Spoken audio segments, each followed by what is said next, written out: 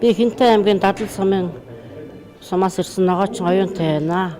Төмс хүнсний ногоо бол нарийн ногоо тариалдаг. Нарийн ногоо төмс хүнсний ногоо тариалахад техникийн тусалцаа муу жижиг дунд үйлдвэрлэлээс техникийн тусалцаа муу байдаг. Хадгалалт удаан хадгалж чадахгүйгээс болж их хэмжээгээр авсан ургацаа болохоор муудулж хаяг тийм нарийн төмс хүнсний ногоо хадгалах тийм зойр бас манай нутагт хэрэгтэй байна. Тэгээ болон ногоочдоос төрийн дэмжлэг авахд бол залуу боловсон хүчнийг дэмжих зорилгоор бас мөрийн хөтөлбөрт оруулах сайн байна. Өөрөөр одоо нарийн ногоо сормис болон соромсны үрийг бол нутагшуулж бас тариалбал зүгээр байна.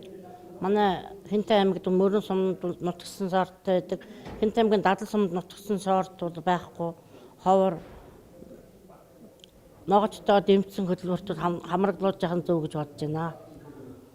Төрөөс дэмжлэг авч яах юм бол манай орон нутаг бол хангалттай чигээр дутхгүй тийм хангалттай хөрстэй газар. Тэгээд газар тариалангийн юунд бол жижиг аврын болон техникийн тусалцаа бол маш их хэрэгтэй байгаа. Манай орон нутагт бол